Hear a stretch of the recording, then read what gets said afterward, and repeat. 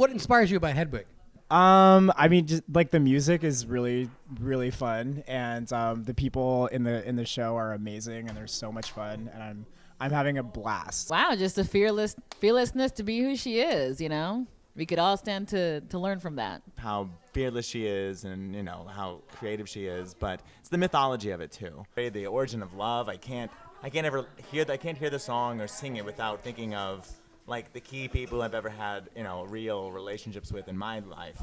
So it's just iconic. As an actor, as a queer man, as a human. I mean, it's just something we all relate to. I'm going through a lot of pain with her family and stuff. I've had plenty of pain with my family. So I can identify with that and all the rejection that she's experienced. I think the thing that I relate to Hedwig 8 about most is just, everybody's had their heart broken at one point or another. Everybody's had to reel from that and had the pain of letting that sit there and the fact that you can't do anything about it. I mean... It's all about that first step that she takes, not necessarily whatever she finds. Exactly. It's being able to make that step away. Yeah, exactly.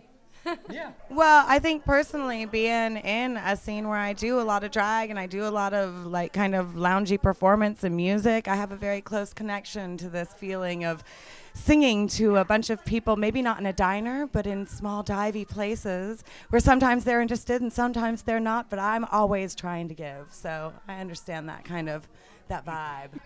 Well, she's kind of like the 50s glam Hollywood diva kind of chapter of who Hedwig is. So kind of it was initially described to me as like a Veronica Lake or a Jessica Rabbit kind of side to her persona. So I love that personally. Well, everybody feels downtrodden every once in a while and needs to sort of put on some makeup and,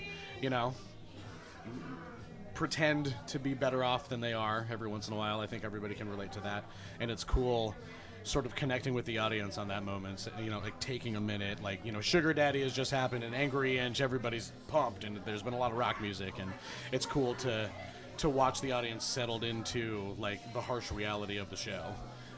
So it's a cool moment. I'm glad that I get to be there for it. I think if I were going to relate to any of the Hedwigs, I would probably relate to Hedwig number 4. I'm very childlike, and he's post-surgery Hedwig, so he's not completely jaded yet. Hedwig means nuance and beauty and full of surprises where you wouldn't expect it. That's what it means to me. I love the fact that everybody has something different about it, and I think that's the reason why I have multiple Hedwigs. Right. Yeah, because there's a different facets and different aspects, and that's what we try to exemplify with all the different voices and styles and personalities.